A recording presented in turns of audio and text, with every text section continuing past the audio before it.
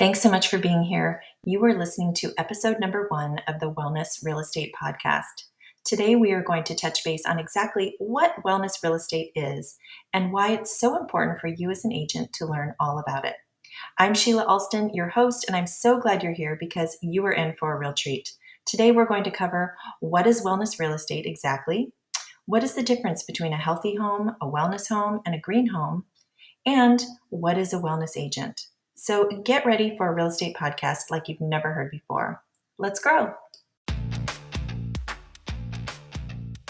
Welcome to the Real Estate Marketing Podcast, where we explore a unique strategy no one is talking about that will enable you to engage more people with authentic conversations about your business more often. And it's called Wellness Real Estate. Not sure what that is or how it can help you as an agent? Well, that's what this podcast is all about. In fact, wellness real estate is growing so rapidly that it is projected to be nearly $870 billion by 2027. I'm Sheila Alston, and I'm your host. I'm also the founder of Healthy Home Media, where I help agents all over the country leverage this new trend in the industry to spark new conversations that will get people to listen to you and notice your brand. So if you're tired of spinning your wheels without any leads or sales to show for it, then stay tuned. I guarantee this podcast is not like any you've heard before. Welcome to the Wellness Real Estate Podcast. Welcome back. So what is wellness real estate exactly? The Global Wellness Institute defines wellness real estate as homes that are proactively designed and built to support the holistic health of their residents. Wellness community is a group of people living in close proximity who share common goals, interests, and experiences in proactively pursuing wellness across its many dimensions. So, over the last 20 years, there have been communities that were developed not necessarily with the idea of becoming a wellness community, since that wasn't even a thing, but a community that is more than just a collection of homes. Neighborhoods like Serenbe, located outside of Atlanta, Georgia, started out that way. Steve Nygren had bought a farm outside of Atlanta and enjoyed the nature around him so much he enjoyed the quality of life that he was providing his children that when urban sprawl started to threaten his home, he took action and created a neighborhood in the woods called Serenbe that had the residents' well-being in mind. Things like trails, sidewalks, a walkable village, arts, an organic farm are thoughtfully planned to promote a healthier way of life. Since then, Serenbe has become the first agrihood and has inspired so many other wellness communities across the country. But here's the thing. Not everyone can live in Serenbe or other wellness communities. So what are the rest of us supposed to do? What if there isn't a wellness community next to me? These things are things that I was thinking about and where I see the wellness real estate industry evolving to including not just new development, but the idea that the industry can help create change. As a real estate professional, we can help guide and lead the way for existing homeowners to live healthier, more comfortable, and joyful lives, and to help them realize that feeling that they're looking for in a new home isn't just about the number of bedrooms and bathrooms. There's so much more that we can tap into. So, what's the difference between a healthy home, a wellness home, and a green home? So, what does a healthy home actually mean? Is it a green home that we're talking about or a wellness home? Sometimes I think it could be pretty confusing. So, I'm going to cover all the differences that you'll see between the three and also give you 10 basic fundamentals of a healthy home. Healthy is just one of those words that has a lot of different meanings to different people. And in fact, with nutrition, there can be a huge disparity between the beliefs people have of what is healthy and what is not. Luckily, when you're talking about home health, there isn't much contradicting science that I know of. And there are some terms that can be confusing, but they don't necessarily mean the same thing. So first, let's discuss what is a green home, because that's really not anything new. I'm going to keep it pretty high level, so this podcast isn't hours long. The focus of a green home is sustainability and energy efficiency. There's also some emphasis on quality, air quality, and water quality. The Residential Energy Services Network, or ResNet, created a home energy rating system, or HERS index, which has a scale where 0 is a net zero home. The Department of Energy developed a home energy score, the HES scale, and it is a 1 to 10 score where the higher score indicates lower energy use. I've been told that the HERS index is often used in newer homes where the HES scale is typically used for existing homes. We could dive deep on this, on all the scales, and I'm really not an expert on them. So I'll have to invite someone who is an expert on a future episode. My point is to simply share that there are rating scales that have been established for many years that can help homeowners understand how efficient their home currently is, and to even help them take out larger mortgage loans since they will have lower utility costs. Next week, we'll have someone on the show to discuss more about green mortgages, so be sure to listen for that episode. Home certifications like Pearl certification help realtors market their high performance listings. They give points for each high performing asset and provide marketing materials and even include green appraiser's addendum that require the lender to use the green appraiser when valuing the home. A healthy home is a little more basic than a green home, in my opinion, and it's focused on overall family well being. There are going to be some green features in a healthy home for sure, but it looks at home health from a different lens by noting the features and amenities of the home that are considerate of family well being rather than just energy efficiency and sustainability. For instance, there are more ways to remove toxins out of your home than just by looking at air and water. And I believe there are 10 basic principles of a healthy home. The first 8 are standard requirements, which are pretty much aligned with building codes. But the last 2 are the extra ideas and ways to take it to the next level, a home that is supportive of health and well being. I'd like to think of a wellness house as a healthy home that's really taken to the next level. So, depending on the added amenities and features you put in your home, no 2 wellness homes will be the same. But the point is that there's thoughtful design around the home supporting wellness. We could dive deep into each of these 10, but I'll have to save those for future episodes so that we stay on track. So let's look at the 10 basic principles of a healthy home. Like I said, there are 8 standard requirements, and the last 2 are going to be the ones that help us determine whether or not you consider your home to be green or designed for wellness.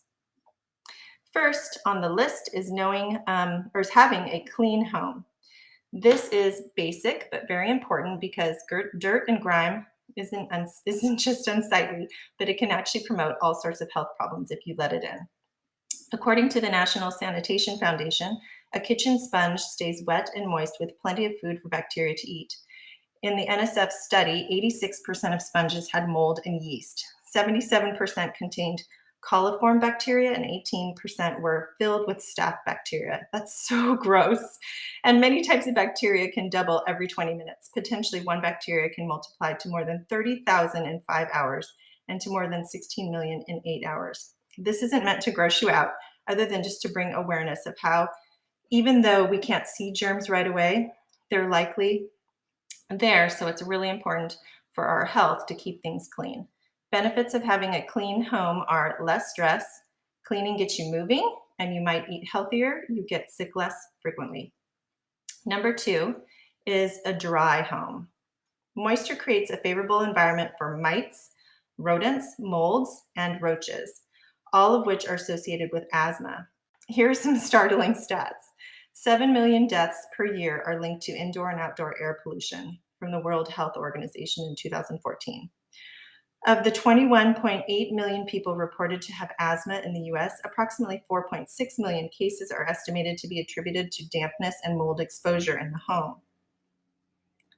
At least 45 million buildings in the United States have unhealthy levels of mold. Infants who are exposed to mold in their living environments have nearly a 3 times greater risk of becoming asthmatic than those who do not have extensive mold exposure in their first year of life. Wow. On average, professional mold remediation costs $500 to $6,000, but the price can soar into the tens of thousands if the problem is severe. So it's really important not to let mold get out of hand and to check out for issues before they become issues. We can do a whole episode on mold too, so for today, we won't really go there. I just wanted to let you know that a healthy home is a dry, mold-free home. Okay, so number 3 is ventilated home. Indoor air quality studies show that proper air circulation improves the air quality, reducing the risk for asthma and other respiratory health problems. Air sealing techniques can reduce air leakage and trap contaminants in the home. Ventilation helps control moisture, so there are 3 types of strategies: natural, spot, and whole house. Natural would be things like opening up your windows and doors, and spot would be like exhaust fans in your bathroom and over your range or cooktop. Whole house operations can vary, but there are about 4, so I would suggest that you or your clients who are having any humidity issues or not enough circulation in your home, just call a certified HVAC technician so they can come and service your systems. It could be that they're just nearing the end of their useful life. When a furnace hits the 15 to 20-year mark, it's time to think about replacing. Pilot lights can keep going out. If you have increased energy bills or even uneven heating, those are also signs that you might need to replace your furnace. Or if you hear loud noises. New furnaces can have smart home features and super energy efficient as compared to ones that are 20 years old. So they will likely save money in your heating and cooling bills. Signs that it's time to replace your AC unit is when it's more than 10 years old, if it's leaking refrigerant, if it's uncomfortable, warm, or humid inside, if it's noisy when operating, or if it's increasing your electricity costs for the same amount of usage. So same goes for the AC units. They're going to be much more efficient if you purchase one that's newer, of course, than one that is 10 or 15 years old. I think that it's not very common to fix what isn't broken, but homeowners don't know that the initial cost of buying new will pay for itself in comfort and lower energy bills going forward. Number 4, a safe home. Most childhood injuries occur at home, with falls, poisoning, and burns being the 3 most common. Even adults, and especially elderly adults, will want to take measures to ensure our homes stay safe to avoid injury. As many as 62,000 deaths occur each year in the home from poisoning, gas chemicals, and drug overdoses. The next leading cause are falls, and it's the number 1 cause of death for those 65 and older. We can educate our audience to childproof, keep toxic chemicals out of the house or up high and away from children, have door alarms or pool covers to keep your children safe from drowning, check for trip hazards to keep elderly people safe, remove clutter and make sure that there aren't electrical cords or throw rugs that might cause them to trip, arrange furniture so there's plenty of room for walking, and put essential items within reach for them. Add grab bars inside and outside of the bathtub and shower. Put railings on both sides of the stairs to make sure it's safe for them to go up and down the stairs, and have adequate lighting indoors and on outdoor walkways. Okay, so now we are on to number 5, which is a toxin-free home. While it may be extremely difficult to completely remove 100% of the toxins in our home environment, it's a good idea to become aware of the contaminants and to take measures to eliminate them as much as possible. Homes have many potential contaminant exposure risks, including lead, radon, pesticides, volatile organic compounds or VOCs, tobacco smoke, carbon monoxide, and asbestos. This one is such a big topic, and I'm going to do a whole nother episode to dive deep on what toxins are and the strategies to remove them. I'll have to get Amanda Klecker, who is a home inspector and home biologist in Minnesota, on the show. She writes a column for my Wellness Lifestyle magazine every single month. It's called Wellness RE, and she has been a speaker at my summit for wellness real estate that I had last month too. So she's an expert on all this stuff, and we're going to have to bring her on the show for sure. So for today, I'm just going to say that a healthy home is one that is low in toxins so that we don't get sick in our own homes. Okay, so now we are on to number 6, which is a well-maintained home. Neglected homes are at exposed risk for moisture, pest, and accidental injury. As realtors, we all know that buyers want a well-maintained home, so it's important for us to educate on all the reasons why maintaining your home is a great idea. And did you know that every dollar spent on maintenance saves the homeowner $100 spent on repairs?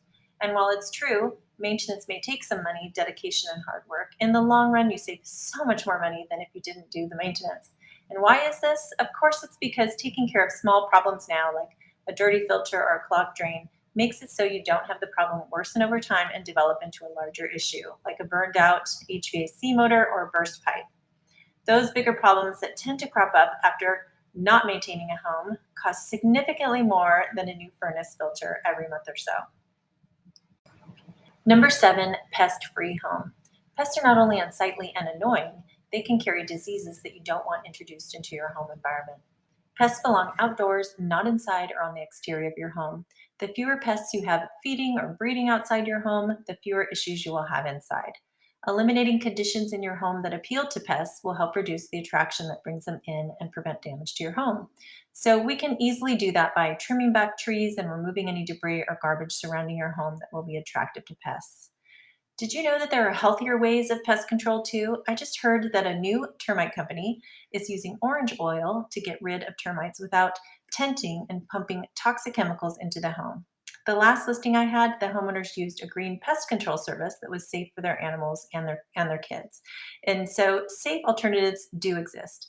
And as a real estate professional, we can help share this with our clients. In fact, when I did share all of the healthy features to potential buyers of my last listing, everyone loved it. And I know this is a seller's market, but even though I had priced it on the high side, the home had multiple offers, sold above ask in 4 days, and at the highest number in the entire neighborhood ever.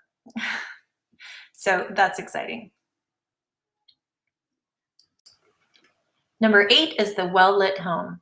Poor lighting can make a home feel drab and dark, but why is this important in a healthy home?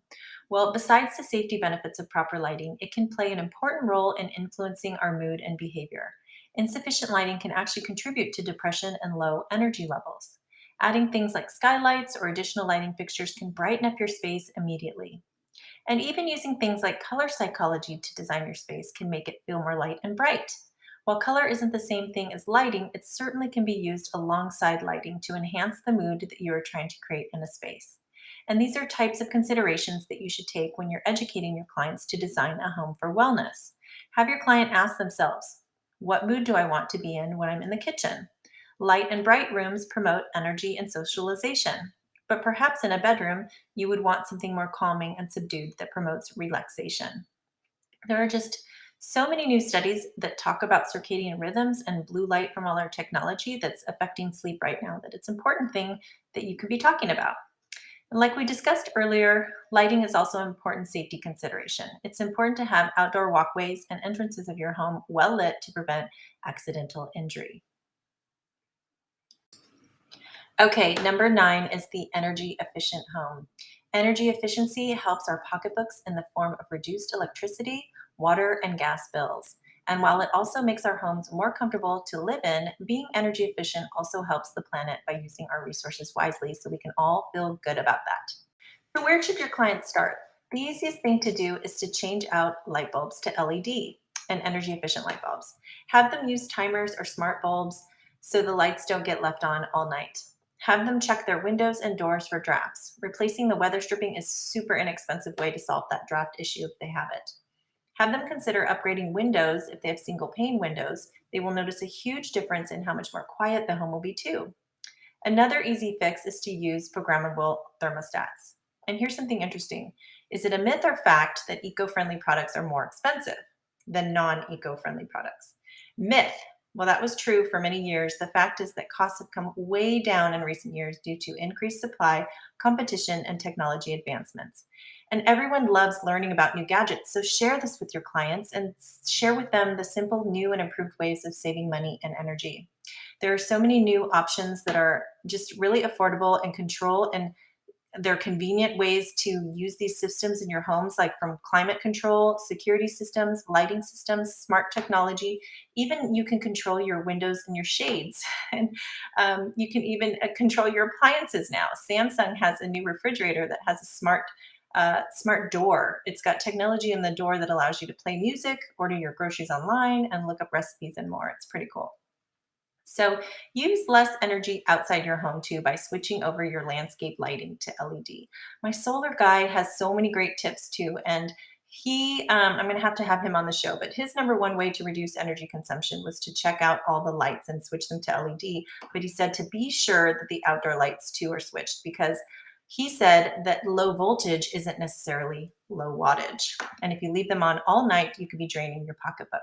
So that's really a good tip to share with your audience. Also, you can encourage them to move to more native plants.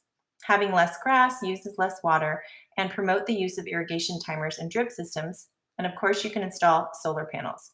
Having a relationship with some of these eco-friendly vendors in your area is an easy way and a great start to positioning yourself as the wellness expert in your area.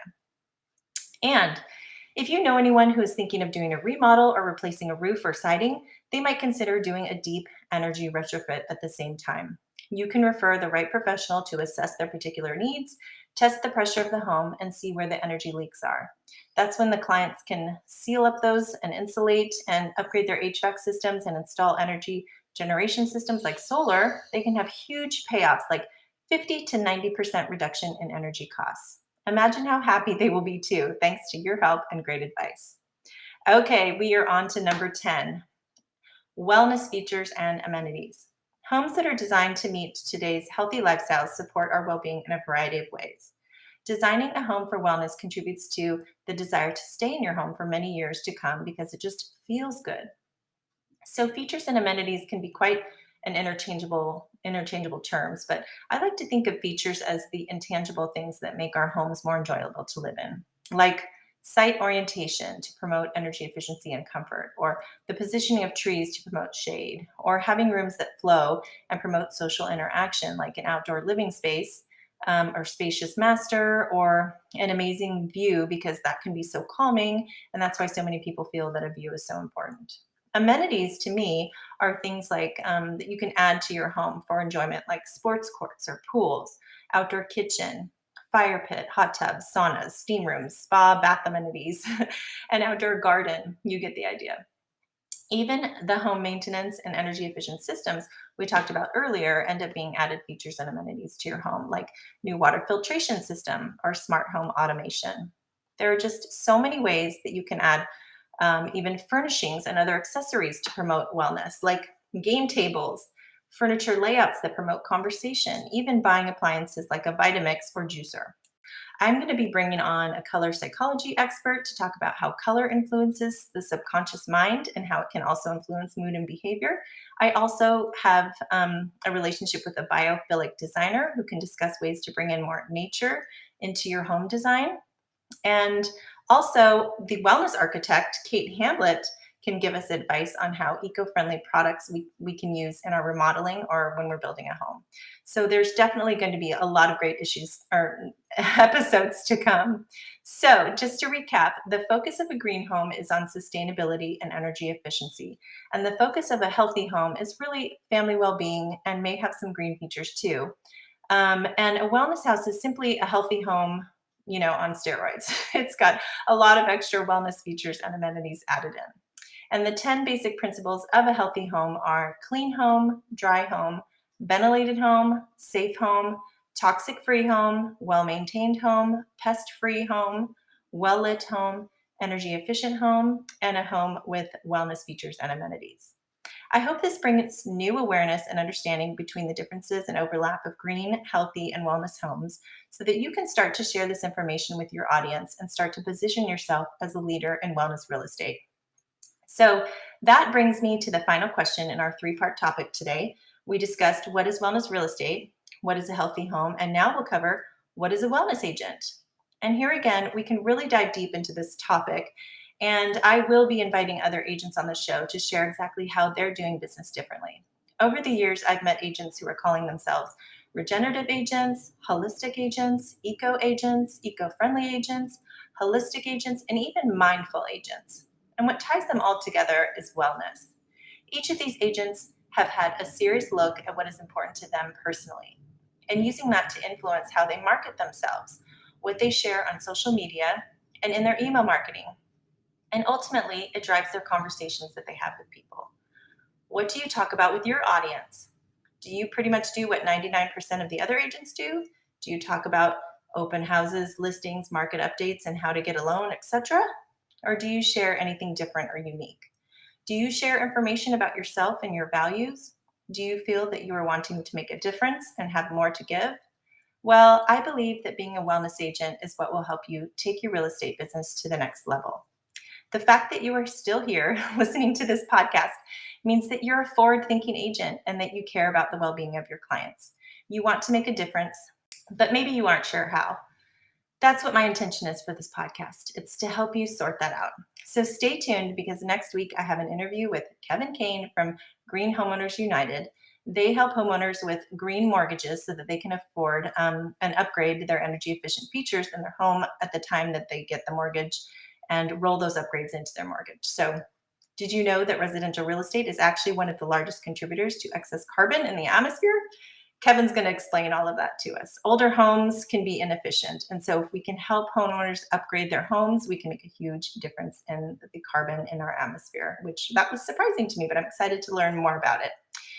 Imagine, as a wellness agent, if you knew about these programs, that you could guide your clients to save money, live more comfortably, and reduce carbon emissions? Well, we're going to cover that next week. So stay tuned. Thank you so much for joining us today. Have a great day. Thank you so much for listening to today's episode. I hope you learned something new that will inspire you to think about your branding and how you can market yourself a little differently. If you enjoyed this episode, then you're going to love what I have for you, because you don't need to wait to go get extra certifications or to grow and expand your network to get started attracting those new leads right now. You can simply begin by talking about wellness real estate trends and what you've learned on this podcast with others. I mean, this is pretty interesting stuff that no one has heard about, and I have all the tools that can make it even easier for you. Wellness Real Estate Magazine is a brand new wellness lifestyle magazine, and it's the only magazine that brings health and home together. We educate readers on industry trends and how to create a healthier home environment, written by industry experts around the country. And we have 3 covers to choose from: Wellness RE, Healthy Home, and Wellness at Home, so you can easily find one that aligns with your unique brand and messaging. These magazines are the perfect done-for-you tools that help you not only stay top of mind, but they educate and engage your audience, which positions you as an industry expert. Differentiate yourself and grow your brand the easy way. Learn more at healthyhomemedia.com.